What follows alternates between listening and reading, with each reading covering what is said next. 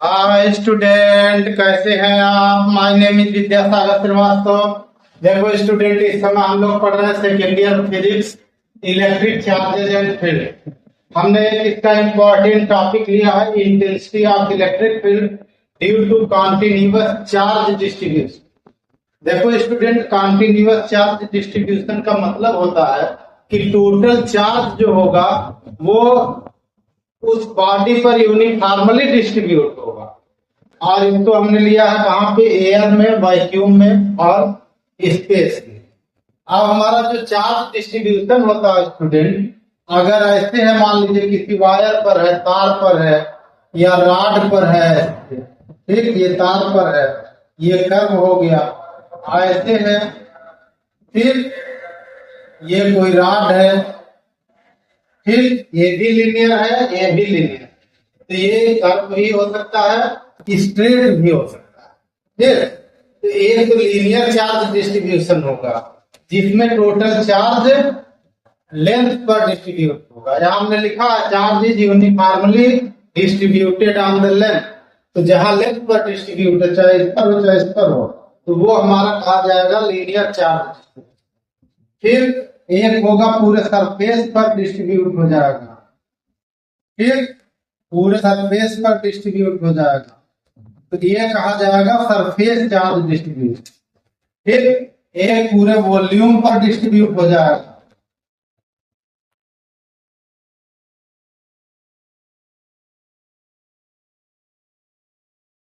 फिर तो ये कहा जाएगा वॉल्यूम चार्ज डिस्ट्रीब्यूशन, ये कहा जाएगा वॉल्यूम चार्ज।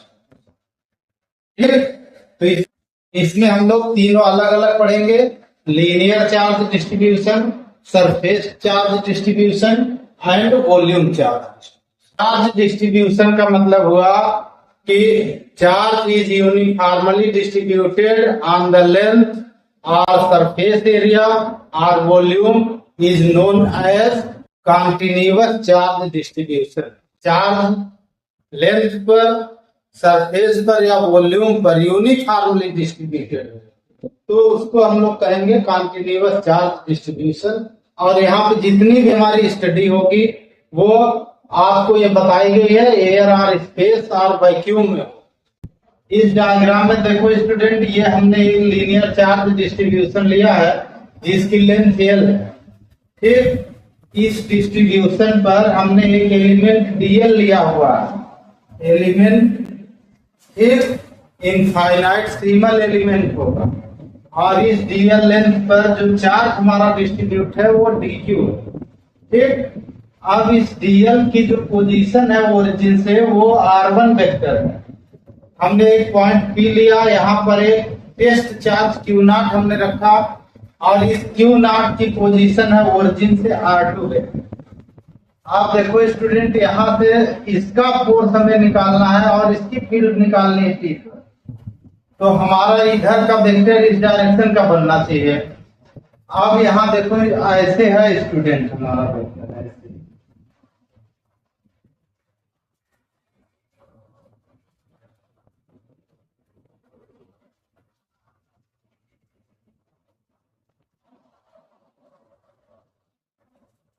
इधर का हमने एक्स वेक्टर अगर लेट कर लिया स्टूडेंट, ठीक। तो ट्रायंगल रूल अगर हम लगाएं स्टूडेंट, तो यहाँ से लेकर यहाँ तक का जो वेक्टर का एडिशन है वो इसके इक्वल होना चाहिए।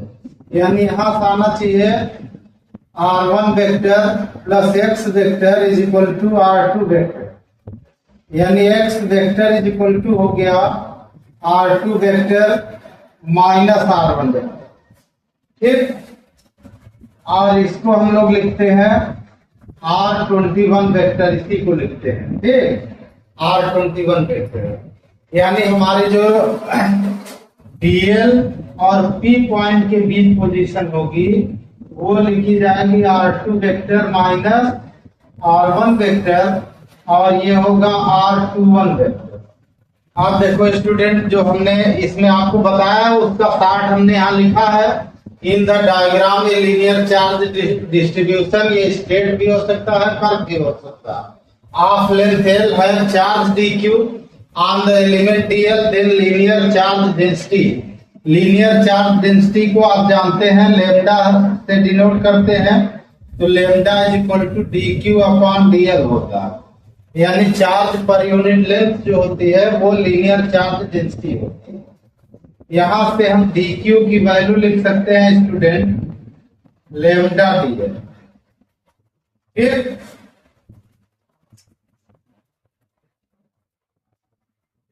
force acting on test charge Q naught due to element DL, जो हमारा फोर्स आएगा वो DF होगा इज इक्वल टू 1/4πε0। फिर चार्ज हमारा है, एक तो dq है और दूसरा q नॉट है, तो dq q naught upon r21 square होगा। डिस्टेंस इनके बीच तो 21 ली जाएगी, r21 स्क्वायर होगा। फिर अब इसको अगर वेक्टर फॉर्म में लिखते हैं तो r21 वेक्टर का कैप ऐसे लगाएंगे, ठीक, क्योंकि r नीचे है तो यहाँ यूनिट वेक्टर यूज करते हैं, तो इसका यूनिट वेक्टर r कैप 21 होता है।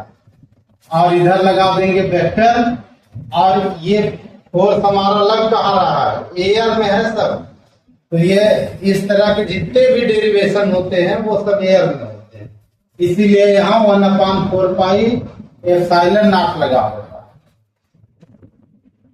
इसको हम ऐसे भी लिख सकते हैं student, df vector is equal to 1/4πε0। फिर और जो हमारा dq है इसको हम लिख सकते हैं लैम्डा dl, यहाँ dq है लैम्डा dl,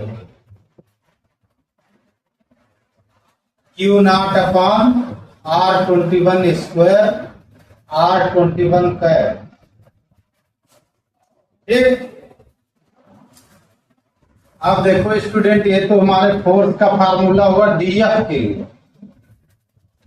अब अगर हम टोटल फोर्स निकाले पूरे डिस्ट्रीब्यूशन से, टोटल फोर्स, इसको नेट फोर्स भी कुछ लोग लिख देते हैं, net force acting on the test charge Q naught due to linear charge distribution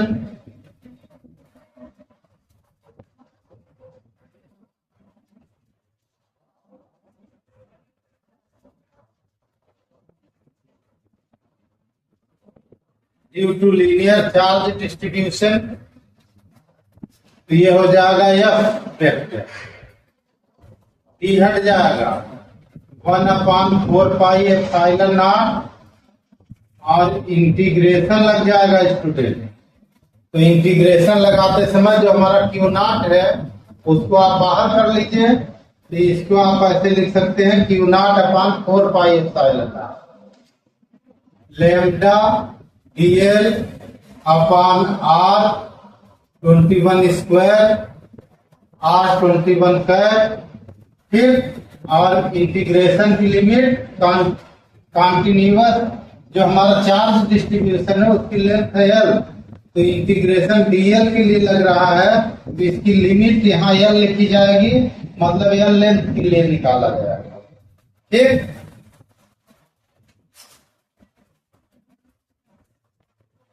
electric field intensity,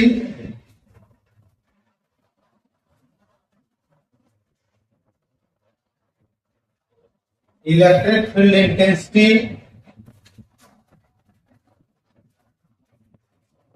at point P पर जो इलेक्ट्रिक फील्ड इंटेंसिटी आएगी स्टूडेंट, वो आएगी vector E is equal to vector F upon Q naught. ठीक, यहाँ पर जो F की ये वैल्यू उठा के पुट कर दीजिए। Vector E is equal to आ गया, ये क्यू नॉट से क्यू नॉट कैंसिल हो जाएगा। देखिए क्यू से क्यू नॉट कैंसिल हो जाएगा जब वैल्यू पुट करेंगे, तो ये आ जाएगा 1/4πε0 integration of limit L lambda dl upon R21 square R21 cap.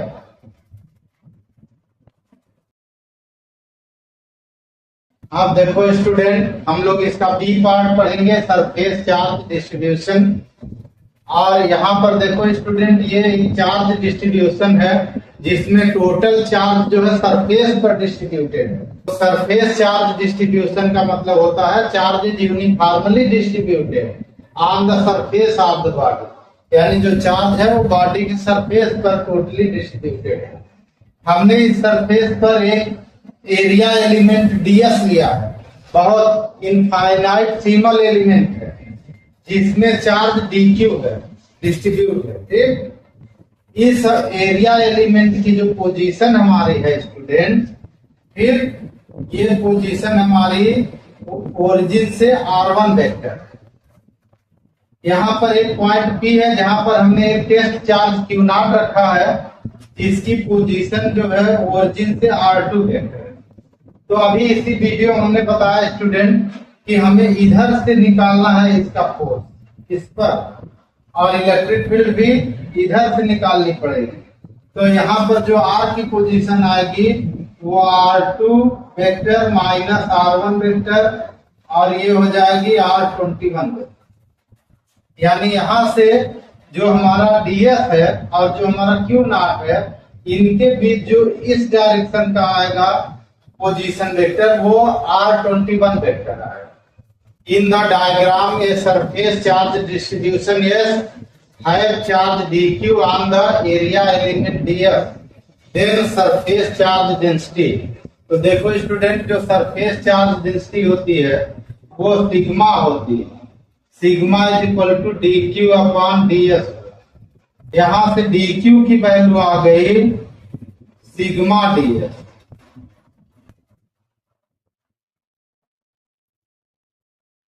Force acting on test charge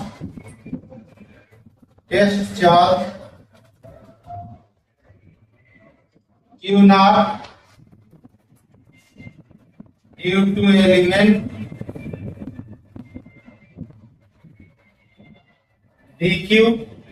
if जो इससे फोर्स एक्टिंग होगा वो df लेंगे हम लोग, इज इक्वल टू एयर के लिए हम लोग ले रहे हैं 4πε0 q naught dq upon R21 square. Vector लगाएंगे तो R21 कैप।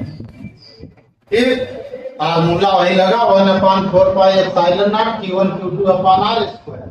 और जब हम लोग लगाते हैं डायरेक्शन वेक्टर, तो यहाँ पर R स्क्वायर नीचे है तो R कैप लगा देते, यूनिट वेक्टर लगा देते हैं। ठीक,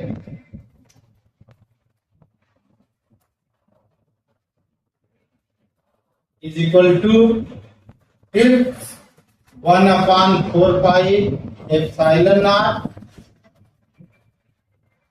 क्यू नॉट, और डी क्यू को हम लिख सकते हैं sigma ds upon R21 square R21 cap. फिर ये हमारा डीएफ हो गया।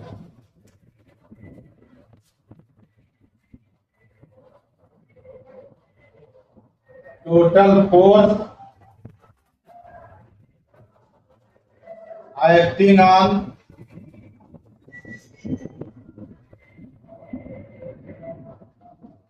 टेस्ट चार्ज Q नॉट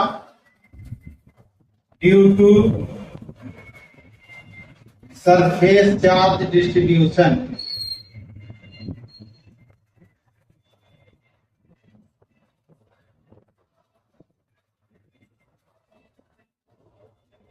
ठीक, जो टोटल फोर्स आ जाएगा स्टूडेंट, ये हो जाएगा vector F is equal to, air में है ये 1/4 एप्सिलॉन नॉट हो जाएगा।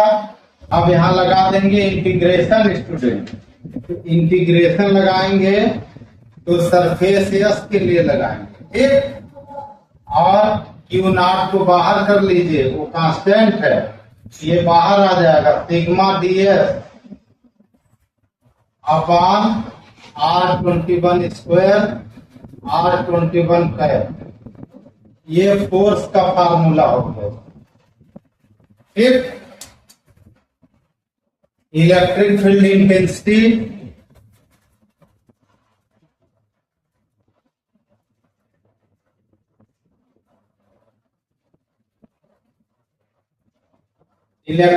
इंटेंसिटी एट पॉइंट P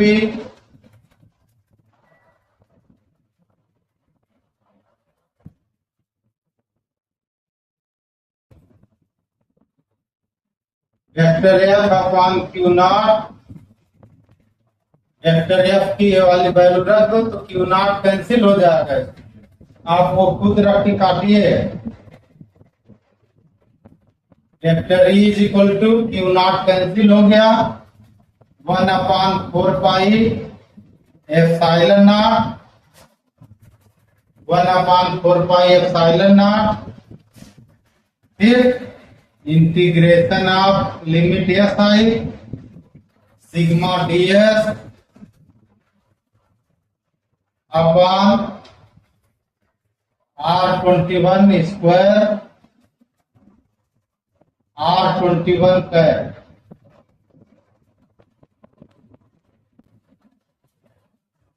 अब देखो स्टूडेंट, हम लोग देखेंगे वॉल्यूम चार्ज डिस्ट्रीब्यूशन। इसका मतलब होता है charge is uniformly distributed on the volume of the body, यानी पूरे वॉल्यूम पर यूनिफॉर्मली डिस्ट्रीब्यूटेड हो। यहाँ पर देखो स्टूडेंट, हमने ये हमारी बॉडी है जिसका वॉल्यूम V है, इस पर पूरे पर चार्ज डिस्ट्रीब्यूटेड है। अब हमने इसमें एक एलिमेंट dV लिया है बहुत छोटा, जिसको इनफाइनाइट सिमल एलिमेंट बोलते हैं। ठीक, और इसमें चार्ज हमारा dq है।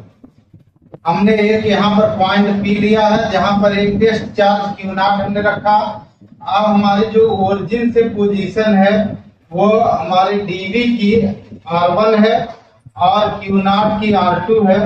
तो हमें इधर पॉजिटिव है तो इस डायरेक्शन का फोर्स और फील्ड निकलेगा।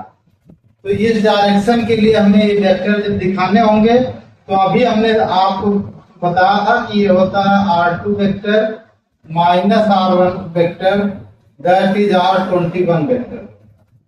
अभी हमने पीछे बताया था, अब उसकी रिपीट करने की जरूरत नहीं है, आप खुद सीखिए।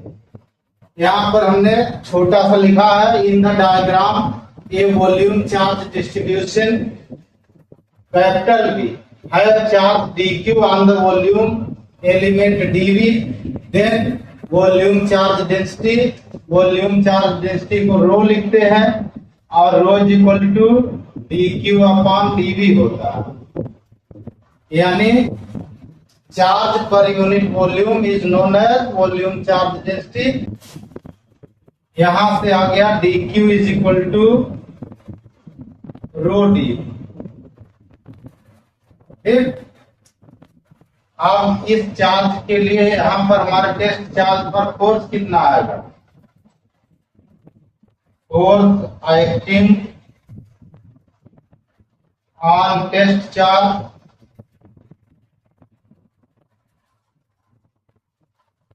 Q naught due to charge dq, dF is equal to 1/4 epsilon naught. फिर Q naught dq upon R square, तो R21 है 21 स्क्वायर R21 कैप, ये लग जाएगा vector.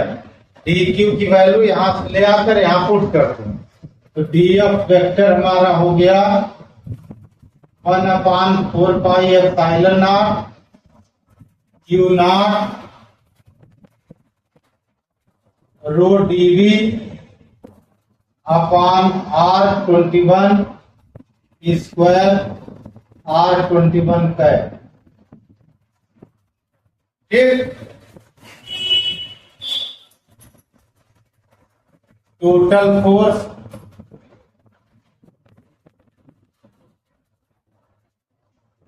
acting on the test charge Q naught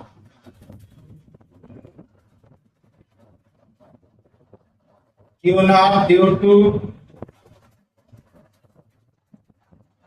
volume charge distribution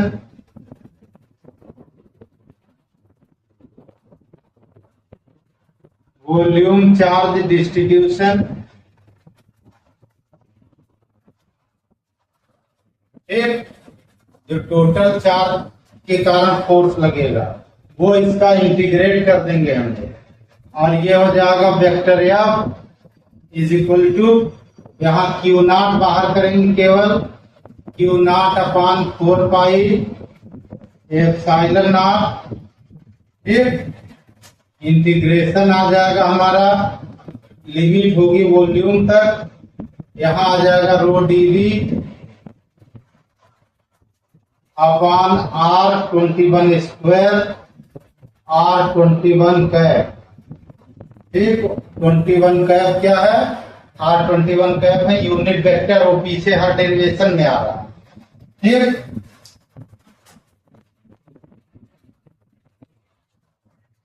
electric field intensity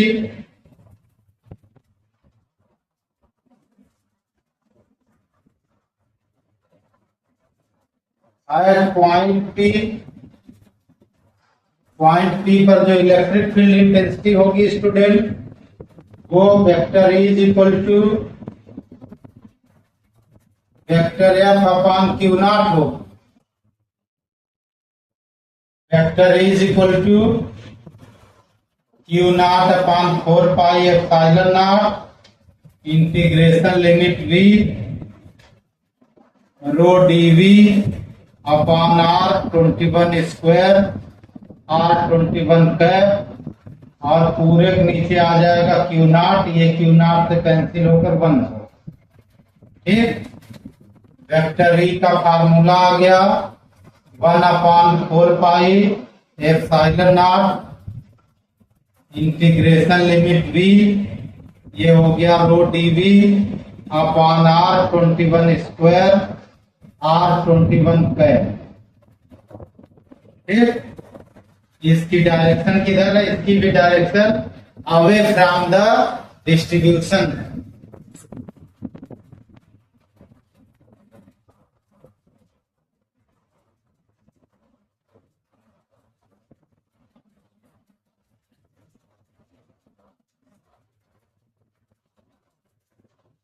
ठीक, इसकी भी direction away from the charge distribution. Okay student, आप हमारा चैनल देखते रहिए, लाइक और सब्सक्राइब करते रहिए और अपना ज्ञान बढ़ाते रहिए। Good day student.